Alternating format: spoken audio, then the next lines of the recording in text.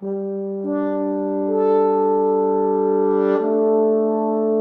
I'm Allantae Troupe. I play the role of Devin Douglas in the series Die for This. You know, you really failed me, man. I thought you was more prepared for a situation like this. So in this season, you're going to see a lot of issues with Devin trying to maintain order within the organization. And that all falls apart at the beginning of the first season as soon as these gems are gone. He's trying to make sure that everything works out in his favor, starting with these gems. Once that hits the fan, it's all over from there, and things start to hit this little monopoly effect where it's just one thing after another. He's going through X, Y, and Z trying to figure out where they are.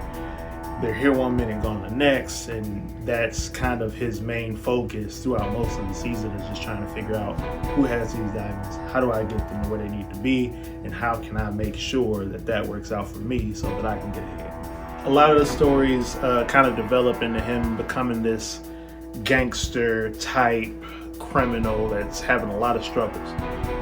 He's trying to maintain a kingdom in his own image. This shit was and is built for me. He's struggling to build this kingdom around him, but it's a lot of struggles, and there's a lot of people that's getting in his way of this. His number one objective are these particular gems that he has to procure in the series, which you'll see, which kind of leads him into a lot of darker situations, more situations which he really doesn't have to or want to be bothered with, but he has to because it's a plan of his to kind of rebuild what his vision of this kingdom looks like in his head. I never wanted war with the Black Cartel, nor do I want to continue any kind of war with the Black Cartel. In order to do that, he has to go through a lot of jumping hoops, talk to a lot of people, get a lot of stuff done behind the scenes that you guys will see and probably won't see, but overall it's just a lot of mission impossible for Devin. So Devin Douglas, he's a character where he's going through a lot. In the first season especially, he had a pretty strict upbringing. In part of the series, he kind of goes through a few stories as far as how he was brought up by his father. I had to play that game like it was my last, because my dad was like, hey man, it's a big game. Don't fuck it up. Don't fuck it up.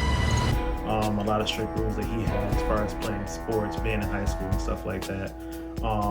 A lot of his transition into being who he becomes in the series kind of comes from later in high school. He has a crush that ends up being his boss, and that takes a kind of a toll on him. He also has a lot of backstory as far as sports and things like that. So Devin's been a pretty fun role for me.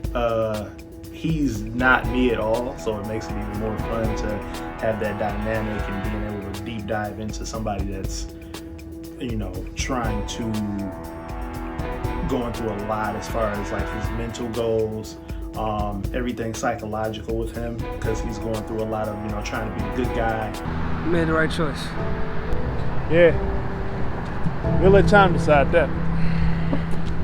In a bad guy's position, and struggling with a lot of internal situations, which I thought was fun because it's a lot of, you know, deep diving that you have to do to understand a person's psyche when they're trying to, you know, be on one side of the fence, but they keep getting drug over to the other side of the fence. You help to remember who I used to be, you know what I mean? And on a sad level, who I am now. And it's like a tug of war battle throughout the whole season of playing him.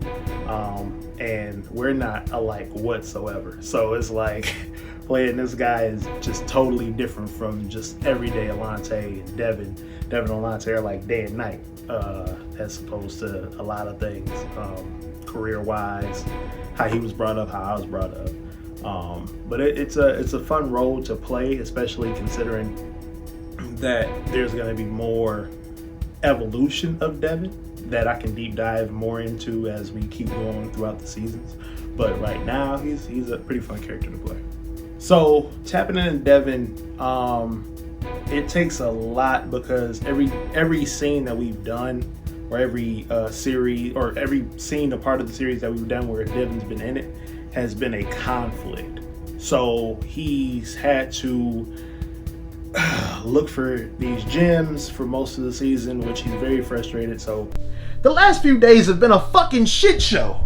Getting into that frustrated mood that, you know, he has to focus, make sure he knows the goal, make sure he plans for the goal, hopefully it works out, and then for some reason, whatever that is, it falls apart. So he has to just pretty much try to maintain ground, and he wants to be this boss, but at the same time he's trying to keep his sanity. So having the focus of being, you know, a bad guy wanting to be good is something that I've kind of been going over in my head, like, okay, he's going through this, how should he be when he's, you know, being presented with this situation, or how does he have to be in considering, you know, whatever's going on at the moment, and how his personality evolves with the situation at the same time. You think he's probably going to kill somebody, he's probably going to help him out. You think he's going to help him out, he's probably going to kill him. So he's just overly going through stuff in his head 24/7, and that's kind of the thing that you kind of have to rumble with as far as Devin goes. My favorite scene playing Devin is probably going to be the monologue, as far as him talking about the football game before he kills this guy, and how his father pretty much came down on him for losing the game and, you know, not preparing for that game. He beat my ass. And it wasn't because I lost the fucking game. You know what it was because of? It was because I wasn't prepared for the game. And he wanted me to know that. He wanted me to get that. It took a lot of focus for that monologue, because it came from the heart as far as Devin goes. So you could tell there was a lot of memory and a lot of, you know, focus on that moment right before he goes to kill a guy, and then, you know, having a laser focus on that situation, because you can tell that's something that defined him going forward in life, and it's a lesson learned that he can also give to a lot of other people. So working with the cast was great. We had a lot of fun times. I'm pretty sure you guys will see the bloopers.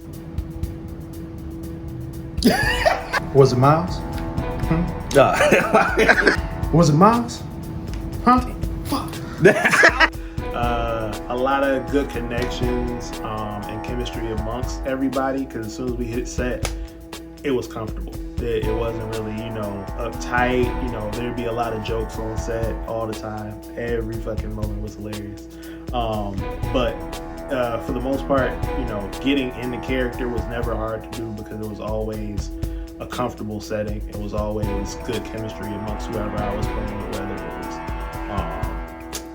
was Shots, or whether it was Sean, whether it was pretty much everybody on the set. Even the newcomers, I only had maybe 1 or 2 scenes. Everything was good and cool.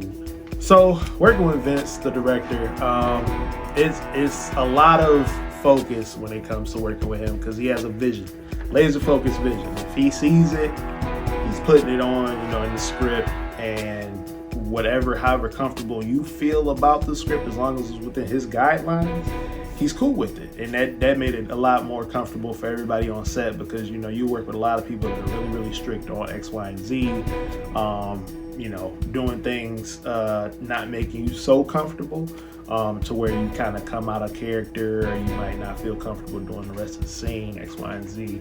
But working with him, like the vision and everything was good, to the point where it was seamless. You know, we'd shoot, and, you know, he'd tell you, you know, I want you to do this, that, and the third. Look this way, act this way, action, and boom. You got everything that you needed from him, and he's got everything that he needed from you. So working with him was some good stuff. Season 2, I'm hoping Devin gets what he wants. There's a lot of surprises toward the end of season 1 that kind of leads him into some iffy ground. So I'm hoping for Devin everything looks up. eventually. He's had a long struggle as far as season 1 goes. So I just want him to have a better peace of mind, being able to be a little bit more prepared this time around, in a lot of his newer situations or newer endeavors, if he has any going forward. Because Devin's been going through a lot. He's been through a lot this season. So I just wanted to make sure that he gets his due where it's met, because he's struggling, definitely. This was Allantae Troupe, aka Devin. Don't forget to watch Die For This, February 20th. Shit gonna get crazy. You don't wanna miss it. Bang bang. I'm motherfucking Devin Douglas.